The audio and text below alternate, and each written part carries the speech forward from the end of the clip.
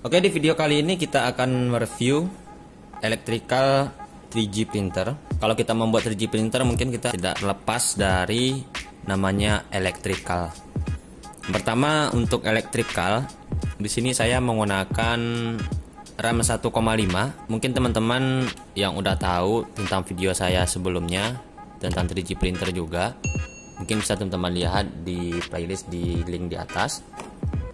Di sini saya menggunakan RAM 1,5. Mungkin perbedaan yang 1,4, 1,5 sama 1,6 mungkin cuman dari PCB-nya aja, atau mungkin ini lebih di-upgrade, lebih bagus yang 1,6. Kalau yang 1,6 itu dia di bagian sininya, di bagian MOSFET itu dikasih pendingin.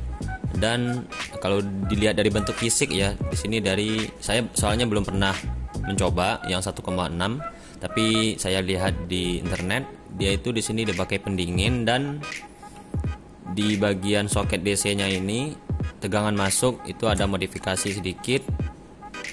Dia menggunakan jenis yang lain, bukan yang model seperti ini. Dan juga untuk yang 1,4 dia belum SMD untuk MOSFET-nya ini, dan soketnya ini masih yang terminal block seperti ini. Dan juga untuk driver mungkin sama ya yang sebelumnya, tapi kalau dibilang dari kaki, buat penempatan kakinya ini sama aja, yang cuman yang dari yang 1,5 ini yang sering saya gunakan untuk CNC dan 3G printer. Oke, untuk di sini yang pertama saya menggunakan power supply 30 ampere, bisa teman-teman lihat 12 volt 30 ampere. Dan untuk di sini nanti masuknya ini ada 2 input ya.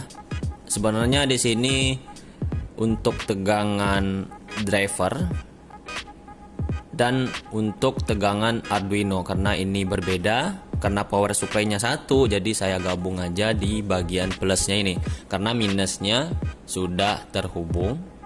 Bisa teman-teman lihat di sini minusnya sudah langsung terhubung. Kalau diukur pakai multi tester dia udah terhubung, jadi tidak perlu kita kasih jumper lagi. Nah, karena di bagian positifnya ini ada 2 input, jadi di bagian plusnya ini saya gabung. Jadi nanti kita masukinnya terserah mau dari sini atau dari sini. Apa kita masukkannya dari sini dan outputnya kita gunakan untuk yang lain, untuk kipas terserah. Yang penting output terserah dari mana saja. Yang penting ini harus di jumper. Oke. Dan juga untuk driver saya menggunakan A4988. Dan teman-teman harus, misalnya kalau membeli RAM 1,5, ini soket jumpernya ini dikasih sama dia ini. Ini harus dipasang ya. Nih soketnya ini harus dipasang di ketiga-tiganya di dalam sini, baik di sini, di sini, di sini, dia harus dipasang semuanya. Kalau untuk extruder mungkin kita gunakan di bagian sini ya, karena ini kita tidak menggunakan 2 nozzle, kita cuma menggunakan 1 nozzle, berarti kita pakai yang bagian E0-nya saja. Untuk LCD saya menggunakan LCD 1204. Kira-kira bentuknya seperti ini. Kurang lebih penampakannya seperti ini karena kita menggunakan SD card. Dan untuk ini sini mungkin nanti kita cat warna hitam ya untuk bagian covernya ini, tapi nggak tahu nanti. Dan juga ini pasti kita cat hitam karena ini nanti di belakangnya sama dengan triplek juga warna hitam agar lebih sama. Dan juga di sini ada buat output dari AC ke power supply-nya yang 30 ampere ini. Dan sini saya menggunakan Arduino Mega 2560. Kalau disarankan menggunakan jangan yang CH340 ya, menggunakan IC untuk downloadernya 16U2. Bisa kurang-kurang lebih seperti ini penampakannya untuk Arduino Mega 2560. Kenapa saya merekomendasikan yang ini? Karena yang CH340 IC untuk downloadernya itu saya sering gunakan, dia lost connect saat ngeprogram. Tapi teman-teman terserah mau yang mana, tapi kalau saya suka yang menggunakan yang seperti ini. Dan elektrikalnya yang lain ya tentunya kabel stepper ya. Di sini kabel stepper ya secukupnya aja, dan saya menggunakan fan untuk bagian di extrudernya nanti ke filamen. Fan-nya seperti ini. Di sini 12 volt. Dan proximity jenis PNP. Ini jenis PNP proximity. Ini tegangannya kisaran 6 sampai 36 volt. Tapi nanti di bagian outputnya kita soalnya menggunakan tegangan 12 volt, jadi outputnya ini otomatis 12 volt. Karena Arduino nya kerjanya 5 volt, jadi outputnya ini harus kita turunkan ke 5 volt agar nanti kebaca di Arduino Mega. Tapi kalau nanti outputnya kelebihan 12 volt, nanti IC ini bakal IC ATmega 2560 ini bakalan jebol karena tegangan maksimumnya itu cuman 5 volt. Dan juga bagi teman-teman yang sering jebol di bagian sini, ini kaki yang di bagian sini harus dipotong ya. Di sini saya potong soalnya. Yang kemarin itu Arduino yang ini bagian konverternya ini rusak. Jadi pas lagi dinyalain, tegangan masuk dari sini, itu tegangan yang ke Arduino ini tidak menyala. Karena di sini saya potong, masalahnya juga ada di sini satu lagi karena konverternya ini short atau tidak keluar. Jadi saya tidak ganti dan saya menggunakan LM2560 atau menggunakan XL4015 seperti ini bentuknya untuk konverter ke sini. Kalau menggunakan 7805 terserah karena itu buat arusnya cuman maksimal 500 mA, tetapi kalau ini dia bisa keluar 5 ampere, atau kalau menggunakan 2965 berarti dia mengeluarkan tegangan 3 ampere, tapi kalau XL4015 itu dia mengeluarkan tegangan sekitar 5 ampere. Terserah mau menggunakannya mana. Kalau dibilang masalah arus tidak masalah, yang penting tegangan jangan lebih. Oke, untuk part-part yang lain LCD udah, power supply udah, RAM 1,5 udah, terus apa lagi? Oh ya, satu lagi untuk limit switch and stop di bagian X dan Y, karena ini nanti buat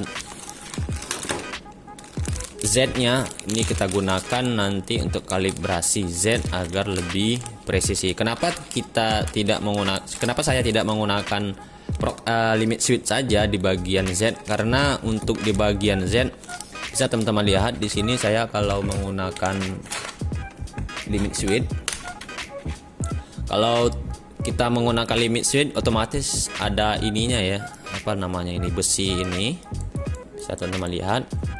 Nah, kalau kita tidak menggunakan besi ini juga tidak masalah, tetapi pas lagi dia mentok ke arah sini itu ada space, misalkan dia kalibrasi sekali terus dilepas, terus dia kalibrasi lagi, itu hasil yang kedua itu tidak pas teman-teman. Makanya untuk kita menggunakan limit switch-nya ini dia kurang presisi karena dia sifatnya mekanik di sini. Jadi kadang benar, kadang dia ada errornya kalau kita menggunakan limit switch di bagian Z. Tetapi kalau untuk bagian X dan Y tidak masalah, karena kalau saya sih butuhnya di bagian Z-nya saja.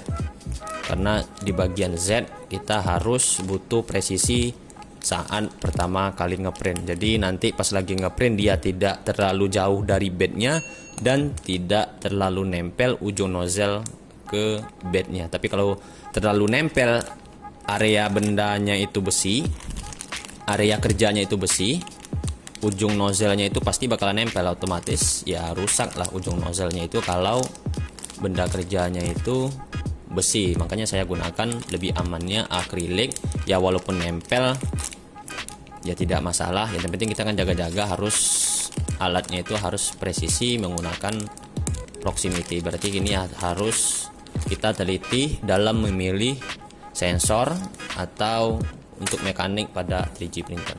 Untuk nozzle-nya saya menggunakan nozzle yang satu paket seperti ini, karena kalau kita beli ini cukup mahal ya, kalau satu paket hampir 4,5. Ini nozzle-nya kalau dilihat dari bawah kurang lebih seperti ini. Di bagian pinggir itu ada fan, dan ini nozzle-nya, ini satu paket sama extrudernya ini.